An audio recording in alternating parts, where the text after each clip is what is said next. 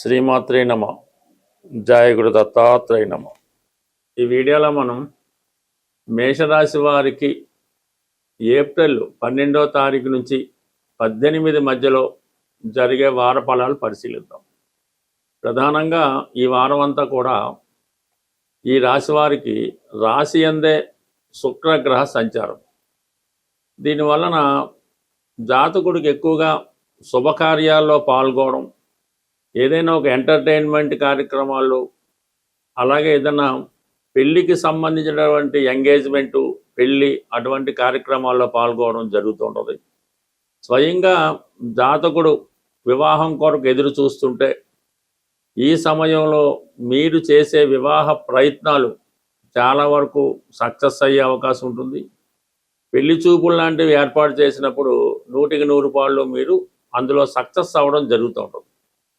అలాగే మీరు ఏదన్నా ఎంటర్టైన్మెంట్ ఫీల్డ్లో, సినిమా రంగంలో, సెలబ్రిటీ రంగంలో, ఏదైనా కళారంగంలో ఉన్నప్పుడు మీలో ఉన్నటువంటి ప్రతిభకు తగిన గుర్తింపు రావడం జరుగుతూ ఉంటుంది. అలాగే ఈ సమయంలో మీ జీవిత భాగస్వామి మీరు చెప్పిన విధంగా నడుచుకున్నట్టు కనబడుతూ ఉంటారు. ఈ సమయంలో మీరు విలువైనటువంటి వస్త్రాలు, ఆభరణాలు స్వీకరిస్తుంటారు. ఇది ప్రధానంగా ఈ రాశిలో ఉన్నటువంటి స్త్రీలకి చాలా అనుకూలమైనటువంటి సమయం. మీలో ఉన్నటువంటి సౌందర్యానికి, కళలకి తగిన గుర్తింపు రావడం జరుగుతుంది. వివాహ ప్రయత్నాలు ఫలిస్తాయి. అలాగే ఎక్కువగా ప్రయాణాలు కూడా చేయడం జరుగుతుంటుంది. ఏదో ఒక శుభకార్యంలో మీరు పాల్గొనడం జరుగుతుంటుంది. అయితే ఈ వారంలో 4 గ్రహాలు 12వ స్థానంలో ఉండడం జరుగుతుంది. సో ఇక్కడ రవి ఈ నెల 14 వరకు, అంటే ఈ వారం మధ్యలో రవి రాశిలోకి మారడం జరుగుతుంది. ఎప్పుడైతే రవి మేషరాశిలోకి వచ్చాడో ఆ రోజు నుంచి ఈ రాశి వారి యొక్క టాలెంట్ పెరుగుతూ ఉంటుంది. మీలో కాన్ఫిడెన్స్ పెరుగుతుంది. ఏదైనా సాధించగలమనేటువంటి స్థితిలోకి రావడం జరుగుతుంటుంది. ఈ సమయంలో మీరు చేసే ప్రయత్నాలు చాలా అనుకూలంగా ఉంటాయి. కొన్ని నూతన ప్రయత్నాలు మీకు అనుకూలించే అవకాశం ఉంది. ఇదే సమయంలో మీ కుటుంబంలో ఒకరికి, వ్యక్తిగతంగా మీకు, లేదంటే మీ తండ్రి గారికి, లేదంటే మీరు పెద్దవారంటే మీ సంతానానికి ఏదో ఒక గుర్తింపు లాంటిది రావడం జరుగుతుంటుంది.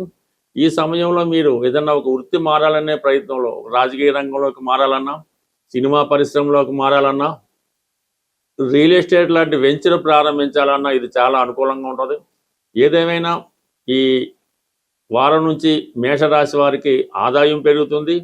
వారి యొక్క హోదా, స్టేటస్ కూడా పెరిగే అవకాశం ఉంది. అయితే మిగతా 3 గ్రహాలు వ్యయ స్థాన సంచారం, ప్రధానంగా కుజుడు 12వ స్థాన సంచారం వల్ల భూములు, స్థిరాస్తుల మీద పెట్టుబడి పెట్టే ప్రయత్నం జరుగుతుంది. రుణాలు తీర్చే ప్రయత్నం ఎక్కువగా జరుగుతుంటుంది. ఇదే సమయంలో తప్పనిసరి పరిస్థితుల్లో మీరు కొంత మీ రక్త సంబంధీకులకో, అన్నదమ్ములకో, మేనమామలకో ఏదో విధంగా ఆర్థిక సహకారం చేయించవలసి ఉంటుంది. ఇక ఆల్రెడీ శని భగవానుడు అక్కడ ఉండడం వల్ల చాలా వరకు కొత్త ఇన్వెస్ట్మెంట్ చేయడం జరుగుతూ ఉంటుంది. దశమాధిపతిగా వ్యయ స్థితి వల్ల మీరున్న ప్రాంతంలో కాకుండా వేరే ప్రాంతంలో ఏదైనా పరిశ్రమ స్థాపించాలన్నా, అక్కడ ఏదైనా ఒక నిర్మాణం చేపట్టాలన్నా ఇది అనుకూలమైనటువంటి సమయం. ఎందుకంటే కుజుడు అక్కడే ఉన్నాడు, శని భగవానుడు అక్కడే ఉన్నాడు. కాబట్టి ఇదంతా కూడా మీరు ఇతరులకి ఉపాధి కల్పించే ఉద్దేశంతో మీరు ఏదైనా ఒక పరిశ్రమ లాంటిదో, ఇండస్ట్రీయో ఏదో ఒకటి మీరు ప్రారంభించే అవకాశం కూడా ఈ సమయంలో కనబడుతుంది. అలాగే బుధుడు, వ్యయస్థానం బుధుడు అవడం వల్ల కంప్లీట్గా కొత్త వ్యాపార అవకాశాలు వస్తుంటాయి. అలాగే మీ పిల్లల అభివృద్ధి కొరకు, వారి విద్య కొరకు ముందుగానే ఏదైనా కాలేజీలో సీట్ రిజర్వ్ చేసుకోవడం, అలాగే కొన్ని మీ వ్యాపార అవసరాలకి కావాల్సినటువంటి కంప్యూటర్లు, ఎలక్ట్రానిక్ వస్తువులు, బుక్స్ వగైరా వగైరా సేకరించే ప్రయత్నం కూడా ఈ సమయంలో జరిగే అవకాశం ఉంది. బట్ ఏదైనా ఈ రాశి వారికి ఈ వారంలో 75% ఖర్చులు రావడం జరుగుతుంది. ఆదాయం మాత్రం కేవలం 25% మాత్రమే ఉంటుంది. అదే ఆ ఖర్చు మరి ఫ్యూచర్లో లాభానికి కారణమవుతుంటుంది. కాబట్టి ఈ సమయంలో మీరు కంపల్సరిగా మంచి విషయాల మీద ఖర్చు పెట్టడం అనేది ఫ్యూచర్లో లాభానికి కారణమవుతుంది. ప్రధానంగా గృహంలో శుభకార్యాలు ఎంత కష్టపడినా వాయిదా పడడం జరుగుతూ ఉంటుంది.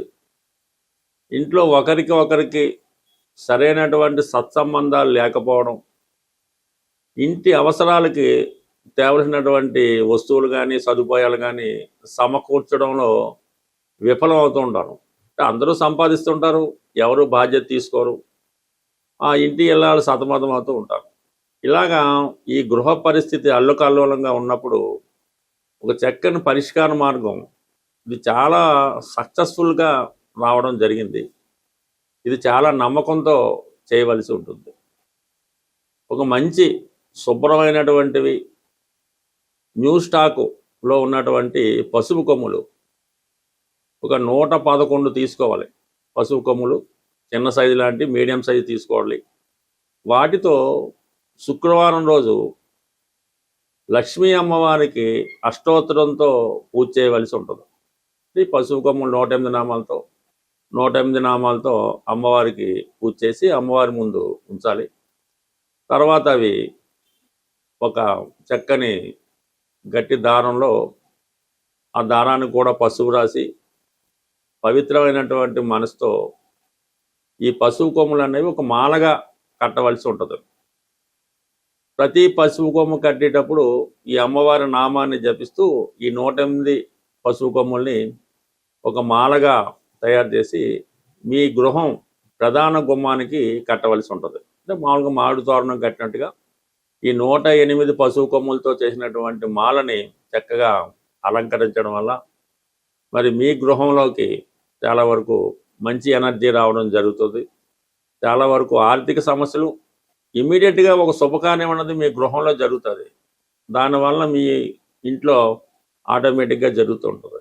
ఈవెన్ చాలా కాలంగా ఈ పెళ్ళిళ్ళు శుభకార్యాలు జరగని కుటుంబాల్లో కనీసం సంవత్సరంకి ఒకసారైనా ఈ సత్యనారాయణ స్వామి వ్రతము వరలక్ష్మి వ్రతం లాంటివి చేసి 10 మందికి పిలిచి ఏదో భోజనాలు పెట్టడం వల్ల ఆ ఇల్లు కలకలాడుతూ ఉంటుంది. బట్ ఈ విధంగా ఈ చిన్నపాటి పరిహారం పాటించండి. ఖచ్చితంగా మీకు ఇంట్లో చక్కని మార్పు రావడం జరుగుతూ ఉంటుంది.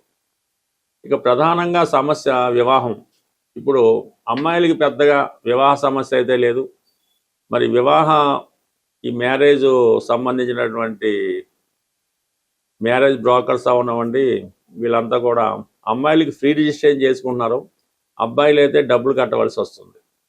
మీ యొక్క అబ్బాయికి కానీ మీరు అబ్బాయిలు అయితే తొందరగా వివాహం జరగడానికి ఒక నమ్మకంతో చేసే పరిహారం. అంటే ఏదైనా ఒక వారమో ఒకసారో చేస్తే సరిపోదు. ఎవరికి వారే స్వయంగా చేయించవలసినటువంటి పరిహారం ఇది. ప్రధానంగా అబ్బాయిలు మంగళవారం రోజు ఆంజనేయ స్వామి వారి ఆలయంలో సాయంకాలం పూట జిలేబీ పంచిపెట్టవలసి ఉంటుంది అక్కడ ఉన్నటువంటి భక్తులకి. ఈ విధంగా కొన్ని వారాలు పంచిపెట్టడం వల్ల వివాహానికి అనుకూలత ఏర్పడుతూ ఉంటుంది. అలాగే వీరు ఈ స్ఫటికమాల ధరించవలసి ఉంటుంది. మెడలో స్ఫటికమాల ధరించడం వల్ల అబ్బాయిలకి తొందరగా వివాహం కుదురుతుంది. మీకు ఏదైనా చిన్న చిన్న బలహీనతలు ఉంటే వాటి నుంచి బయటపడడం జరుగుతూ ఉంటుంది. ఇక ప్రధానంగా గురువారం రోజు చక్కగా ఏదైనా గోశాలు దర్శించి గోవుకి ప్రదక్షిణలు చేసి శనగలు గోవుకి పెట్టడం వల్ల, అంటే ఇది ఏదైనా రెగ్యులర్గా కొన్ని వారాలు చేస్తుంటే ఖచ్చితంగా మీరు అనుకున్న కోరిక నెరవేరే అవకాశం ఉంటుంది. ఇవన్నీ కూడా చాలా కాలంగా పాత పరిహారాలు మళ్ళీ మర్చిపోయి ఇప్పుడిప్పుడే మళ్ళీ కొత్తగా అమల్లోకి రావడం జరుగుతుంటుంది. బట్ ఏదైనా అన్ని సమస్యలకి పరిష్కారం రెగ్యులర్గా మీరు హనుమాన్ చాలీసా పారాయణ చేయడం కానీ, సుందరకాండ పారాయణ చేయడం కానీ, రామాయణం ఈవెన్ టీవీలో కూడా ప్రతిరోజు రామాయణం వినడం వల్ల ప్రధానంగా నిరుద్యోగ సమస్య పరిష్కారం అవుతుంది. పిల్లల యొక్క అభివృద్ధి, వారి యొక్క సక్సెస్ మీరు చాలా వరకు చూడడం జరుగుతుంటుంది. ఏదైనా దైవాన్ని మించినటువంటిది అంటే ఇటువంటి రాముడు, సూర్యుడు ఇవన్నీ మనకి తొందరగా అనుగ్రహాన్ని ఇచ్చే దేవతలు. స్వస్తి.